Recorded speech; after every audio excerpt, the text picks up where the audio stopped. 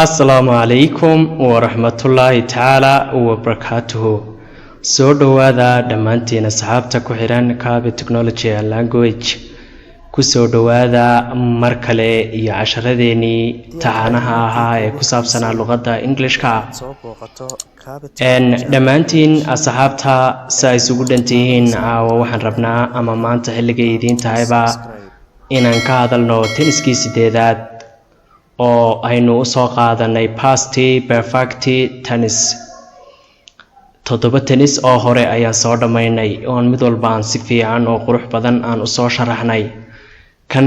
nacaawa insha Allah sidii kuwii hore uun ayuu sii daba socdaa.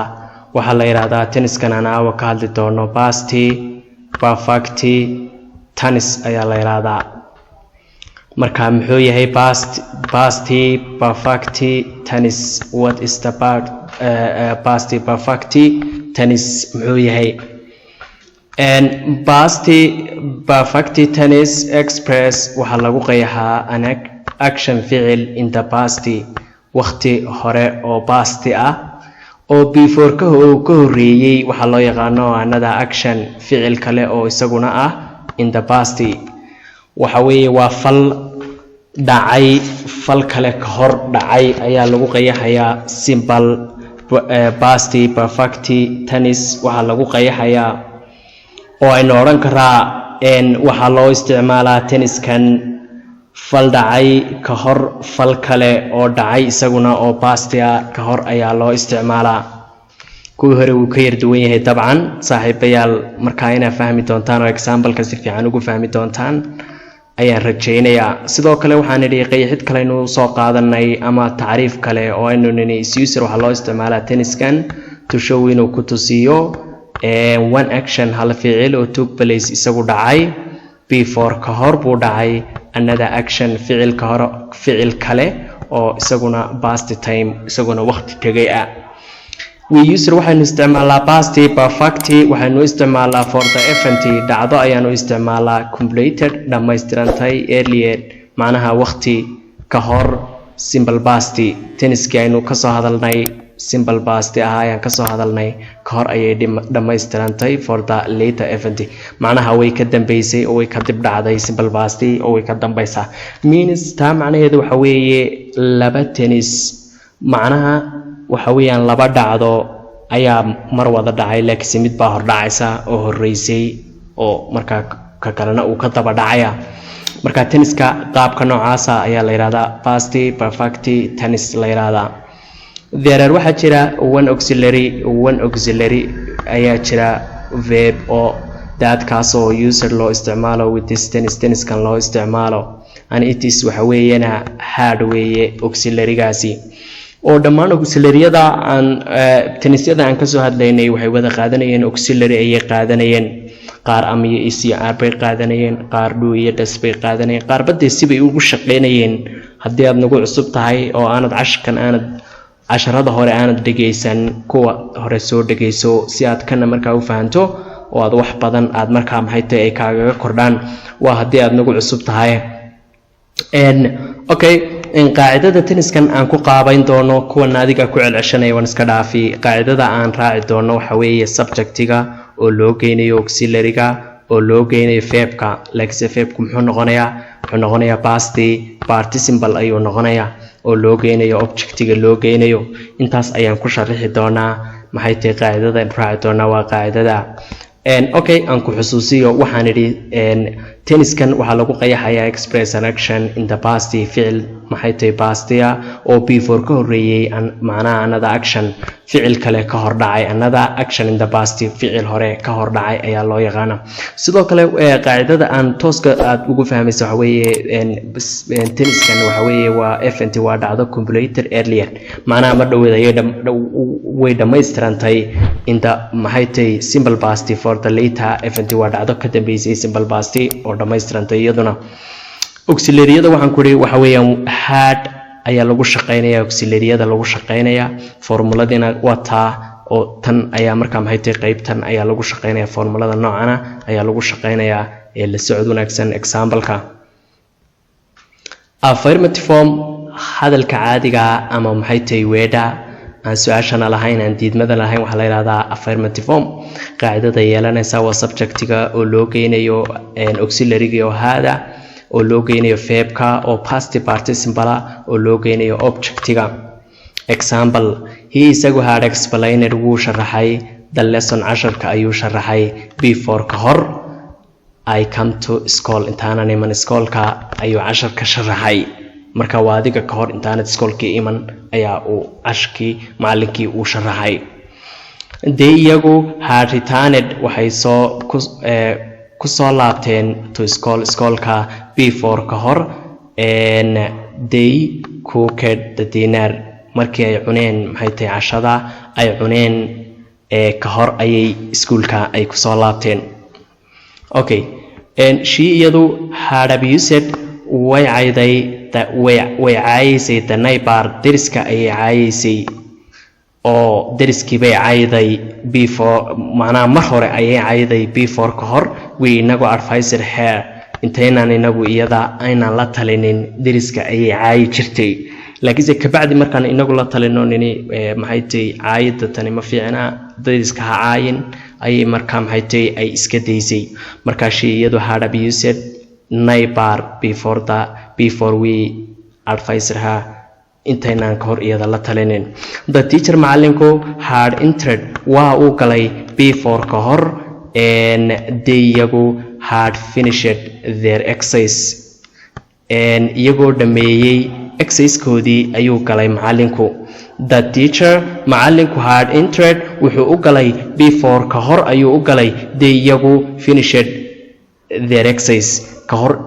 intii ay dhameeyeen leeligooda ayuu macallinku u galay. We inagu had reached waxaynu gaadhnay the airport-ka ayaan gaadhnay before ka hor the airplane landed intaanay diyaaraddu maxay tahay aanaysan soo fadhiisan ayaan airport ka tagnay ka hor intaanay diyaaraddii iman oo aanay fadhiisan ayaynu airport-kii aan tagnay. The government dowladdu had declared waxay shaaca ka qaaday their conflict khilaafaadkii ayay shaaca ka qaaday before ka hor the war dagaalku started intaanuusan bilaabmin dagaalku ka hor ayay dowladdu shaaca ka qaaday khilaafaadkii. Okay, waxaan u malaynayaa inaad si fiican oo qurux badan aad u fahantay dhammaan pronounska loo yaqaano he ama seven pronounska aynu isa soo naqaanay I iyo they halkaasina saaxiibayaal waa they oo waxaa ka maqan waydii ayaa halkaana ka maqan halkaana waydii baa ka maqan iyo she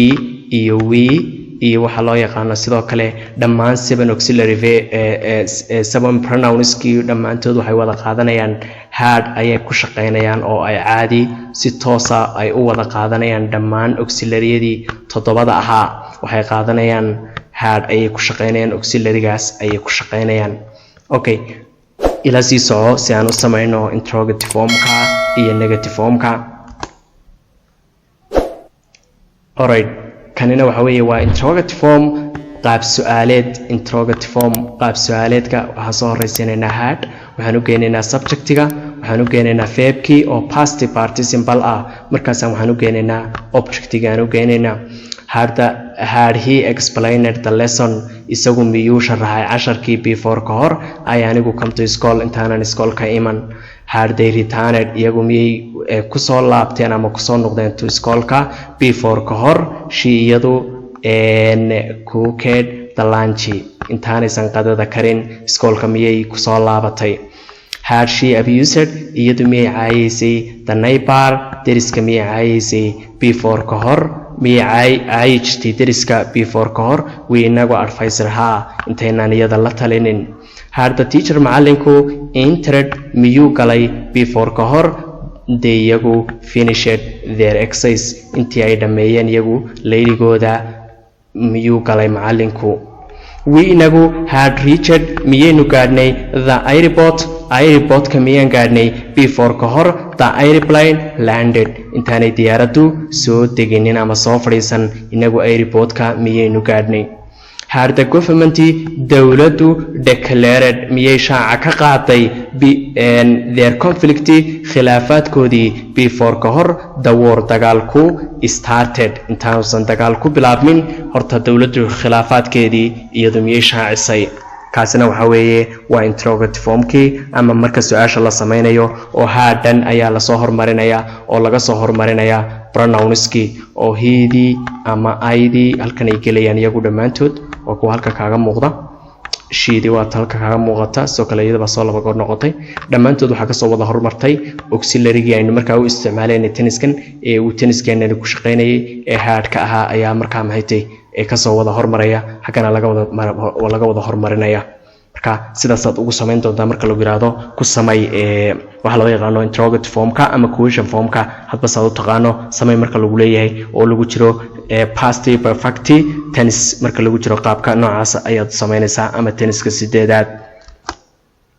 okay kanina waxa weeyaan waa negative formkii inagu sideeda caadiyan aynu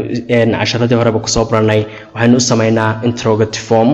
negative form iyo waliba question form saddexda habba oo daruuri u ah maxay tahay dhacdo kasta ama tennis kasta ayaynu markaa maxay tahay ku qaabeynaa negative form diidmadii weeye waa subjectiga qaacida formulada aynu ku shaqeynayna markaynu sameynayno waxa loo yaqaano negative formka hard baynu u geenaynaa not baynu u geenaynaa verb baynu u geenaynaa oo ah past participle iyo objectigi markaa okay example tusaale ahaan aan eegno we inagu had not reached maynaan gaarin the airport ka before ka hor the airplane landed intaanay diyaaradda soo fadhiisan inagu ka hor maynaan gaarin airport ka laakiin diyaaradda way naga hor fadhiisatay macnaa way tamay ka dhigan tahay waayo de maynaan gaarin inagu ka hor intaanay diyaaradda soo fadhiisan airport ka the teacher macallinku had not entered muusan gelinin classkii ama fasalkii before ka hor they iyagu had not finished their exercise intaanaysan dhammayn iyagu leeligoodii macallinku xiisada muusan gelinin she iyaduna had not abused may caayinin maxay tahay the neighbor dariska may caayinin before ka hor we anagu advisor her taynaan la talinin iyadu dariskeeda may caayin laakiin marka waxay muuqanaysaa markaynu la talinay ayayba dariskiiba cayday marka she iyadu had not abused may caayi jirin macnaha the neighbor dariska before ka hor we anagu advisor her taynaan iyada la talinin he isagu had not explained muusan sharaxinin the lesson casharka before ka hor ay anigu come to school intaanan iskoolka imanin isagu cashka muusan sharaxinin laakiin ka bacdi markaan imi iskoolka ayuu cashka sharaxay de iyagu had not returned iyagu ma soo noqon to schoolka before she cooked the lunch ka hor intaan iyadu karinin qadada iyadu aanay karinin ma soo laaban iyagu oo kamay soo noqonin haween iskoolka kaba soo noqonin the government dawladuna had not declared kamay qaadin shaaca their conflict khilaafaadkii before ka hor the war started intaanuusan dagaal ku bilaabmin iyadu dawladdu ka hor khilaafaadkii maysan shaacinin okay halkaas ayaan cashkeena caawa aan ku soo koobaynaa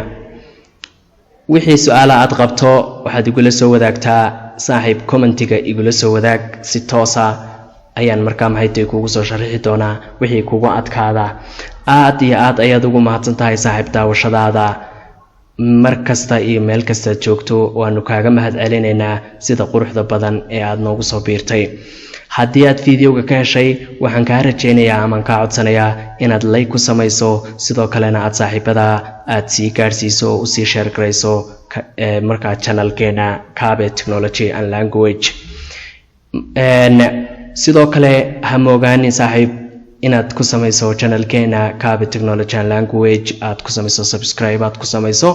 sidoo kale si toos ah waxaad noogala socon kartaa Facebook page la yiraahdo Kaabe Technology and Language markaa nagu soo biir si qurux badan ayaanu ku soo dhaweynaynaa aad ba u mahadsantihiin halkaasaan cashka caawa aan ku joojinayaa intaynu cashka xiga oo aad u xiiso badan aynu isugu soo noqon doono isla weekan gudihiisa waxaan idinkaga tegayaa salaanta islaamka assalaamu calaykum wa rahmatullaahi ta'ala wa barakatuhu